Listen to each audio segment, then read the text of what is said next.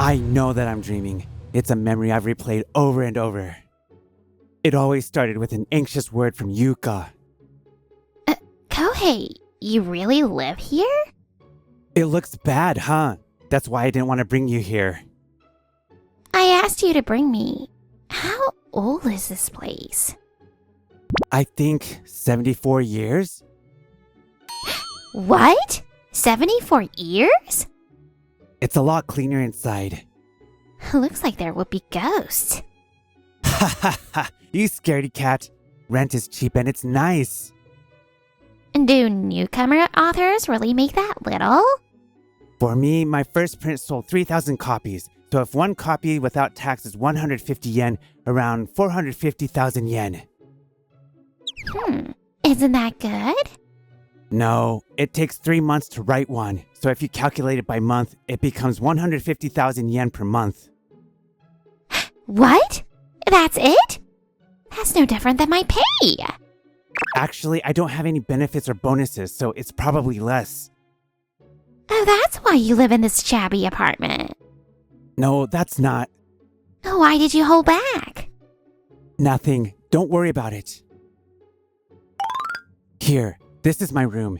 There are books lying around, but... It's so shabby. They have rooms like this nowadays? Make yourself at home. You say that, but... Oh yeah, the bathroom is outside. What?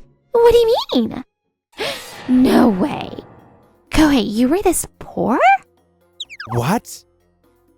You're a bottom feeder. I can't do this. No way. We have to break up right now. Goodbye. Don't call me. What? Wait, Yuka! After that, I couldn't contact Yuka. It was so sudden, and she was my first girlfriend, so I was very sad. But now I get it. I was dense. A broke guy was dumped. Nothing strange about that.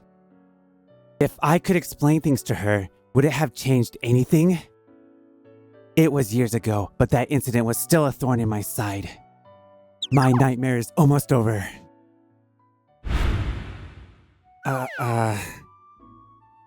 Are you awake, Sensei?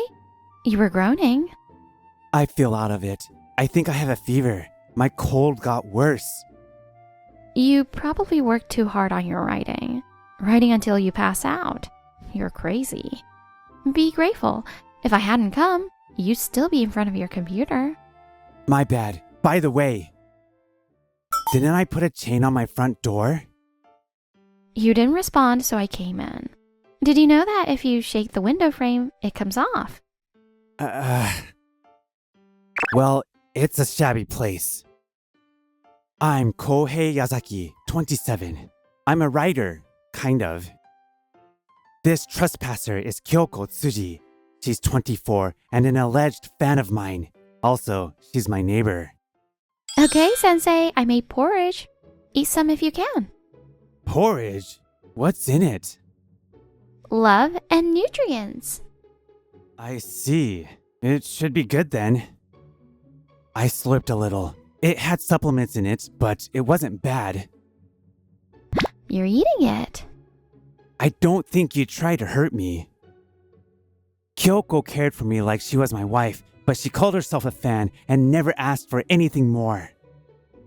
Kyoko was stepping into my space physically, but emotionally, she kept her distance. This weird relationship was surprisingly comfortable to me now. I'll drown the editor that pushed you this far, though. In what ocean? Now, Yumizawa-san didn't do anything. What's scary about Kyoko is that she might actually do it. I haven't had any ill will toward Yumizawa, but maybe I should be careful. Later, I finished my manuscript, so I met up with Yumizawa at a restaurant. Normally, we met at my room in Love Koi Apartments, but there was the threat of drowning. I received your manuscript. Thank you, Yazaki-sensei. The other manuscript will be done soon. No, Yazaki-sensei. I heard you caught a cold. You should rest. You're not a newbie anymore. You don't have to write so desperately. This is just who I am, and that place gives me ideas. If you get really sick, it'll be for nothing. Your fans will be sad. I'm worried for you as a fan. I can't ignore it if you say it like that. Pass. You survived. Kyoko was next to me. It'd be nice if she didn't say anything weird. Wait, she already did. Who are you? She ignored what was said. Maybe it didn't process. I'm his neighbor and his #1 fan. Neighbor? A young woman like you lives in that apartment? Yeah, the security sucks, so I like it. Love Koi. That is not the sentiment of a young woman. Anyway, now you know that Yumizawa-san is not evil, right, Kyoko-chan? Yeah, you're right. A fan of yours can't be evil. Yumizawa-san, she's a fan of mine, but I was thinking of how to explain. You guys are close. Is she your girlfriend? Girlfriend? I'm just a fan. Kyoko seemed flustered. Really? You seem close. Oh, Kyoko-chan's sense of distance is all wonky. When we first met, she found my place from my social media and came to see me. 3 years ago, was it? Before I realized it, she was living next to me. I was surprised. Is that okay? She's not a bad person. You're very forgiving. You live in that Love Koi place. By the way, there's going to be a company trip next month. Would you like to go? Company trip? I'm not a part of your company. We want the writers and the editors to get closer. That's the goal of this company trip. Realistically, there will be team building and observations. I see. Then I'll go. If I get better. Rest well and get better. Thank you. The editor-in-chief wanted to meet you. I'll contact you later. Yumizawa-san bowed and left. It was just Kyoko and me now. Editor-in-chief, like that Nagata?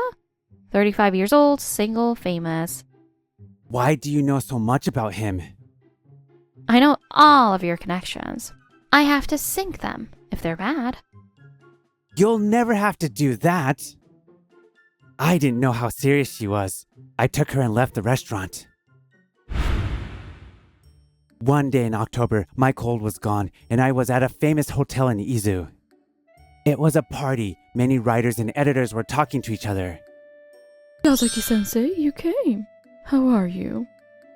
I'm great. I'll send the next manuscript soon. I'm looking forward to it. Yumizawa went to say hello to another writer. That looks like Kyoko. Nah, she wouldn't. I heard a familiar voice behind me. Wait, Kohei? It was Yuka. She was dressed up. I hadn't seen her in years. It was like she jumped out of my nightmares. I couldn't speak. You're still writing. Did you escape that shabby place yet? No, Why is she here? I couldn't figure out what to say. What? You still live there? Yuka's face twisted. That's the thing about broke writers. Wait, why are you here? Do you write now? Of course not. I don't want to be broke. I'm on a date with a handsome rich guy. Rich? Handsome? Date? At this party? All these questions popped into my head. I'm sure a low-level author like you has never met him, but my fiancé is an editor-in-chief at 35. He makes a lot of money, unlike you. I had a strange feeling. Was she the type to say these things? Wait, editor-in-chief at 35? My bad feeling was right. Nagata came to see Yuka. Yazaki-sensei, long time no see. Long time no see, Nagata-sa. Yazaki-sensei? You don't have to call him sensei. He's some nobody author. Idiot! You don't know Yazaki-sensei? He's a mystery writer that sells tens of thousands of hit books. I'm so sorry, Yazaki-sensei. Nagata bowed his head. Yuka looked confused. Tens of thousands? Wait, how much? Let's say 20,000 books. At 150 per book, it'd be around 30 million. He has around 10 best-selling books like that. So, you get it? Kyoko-chan? So the person I saw earlier? How did you get in? The publishing company's security is nothing. I hacked in earlier and put myself on the list. Who does that? What do you think? I look like I was invited, right? She had dressed up, so she did look like she fit right in. No one would doubt it if I said she was a new author. Who are you? His #1 fan. And by the way, Sensei made around 120,470,000. Obviously, much more than the editor-in-chief. Why do you know that? Love? Suspicious. Love saves the world, and it's pretty easy to figure out a person's income. My fiance was so rude. Don't worry, I've known Yuka, her, for a while, so she's just comfortable. I'm sorry. Thank you for saying that. You, apologize too. I don't know. If you make that much, why do you live in that shabby apartment? Shabby? Love koi apartments? You're dumb. That's like holy ground. Holy ground? What do you mean? Major author Daigo Yazaki worked on all of his stuff there. Yazaki Daigo? You don't even know Daigo Yazaki? He's a major author that's won a mushroom prize. He sells millions even now. He's my dad, Daigo Yazaki. I decided to live there because of my dad. It's old and small, but my father's work started there. Why didn't you tell me? Sorry, I tried to, but I hesitated. I had nothing back then. I didn't want people to think I only got to be an author because of my dad. I said it. I felt relieved. I felt the thorn in my side loosen. But the Yuka in my memories and this Yuka. Then your family? Yes, rich. According to my research, assets over 5 billion. Kyoko answered coolly. I wanted to ask her how she knew info even I didn't know, but it was Kyoko. It made sense. Yuka looked upset. She turned around and left. Wait! I'm so sorry. I'm fine. Go after her. Thank you. I'll repay you for this. I breathed out. I turned to Kyoko. You said those things that way to upset Yuka, huh? Oh, that girl was a money monster. Always asking how much. I fell silent. I had my thoughts about how Yuka came off. Whatever. What are you doing here? I was worried. Why are you answering with a question?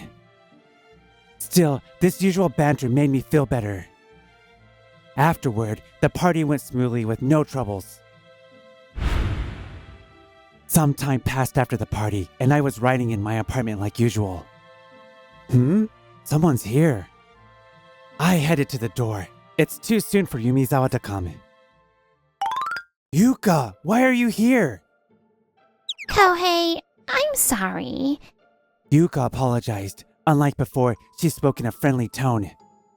There was a great misunderstanding between us. I think we can start over. Please, let's get back together. Huh? What are you saying? It was so sudden. It took time for me to understand. Aren't you engaged to the editor-in-chief? Oh, it doesn't matter. We met before I met him. That was a crazy reason. I knew it. Gold digger. Go away. You're bothering him. Huh?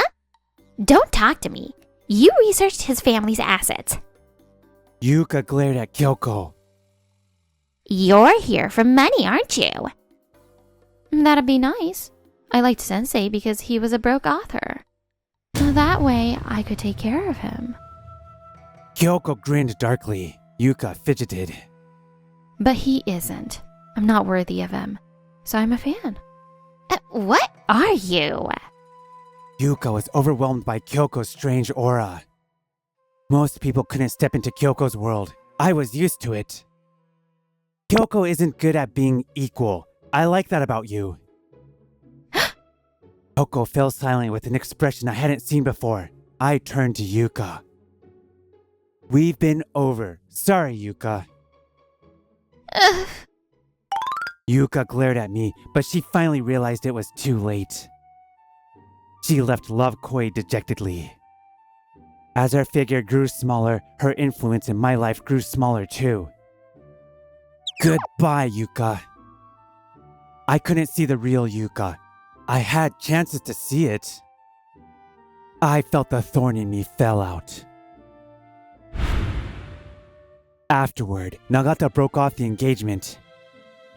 An anonymous letter about Yuka had reached Nagata. It even included a voice memo in a USB stick of Yuka asking me to get back together.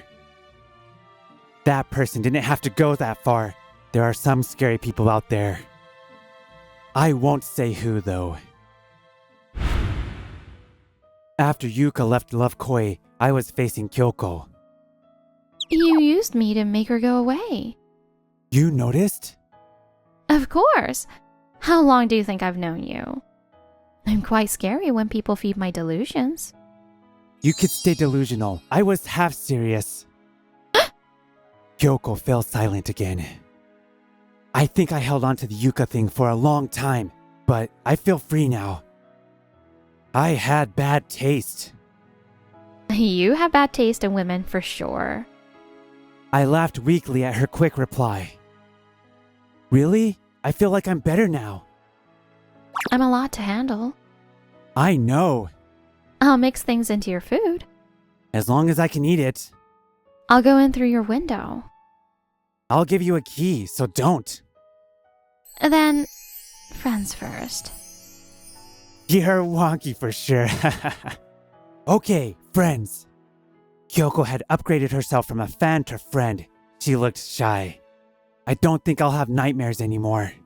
You can only move forward when you've dealt with your past.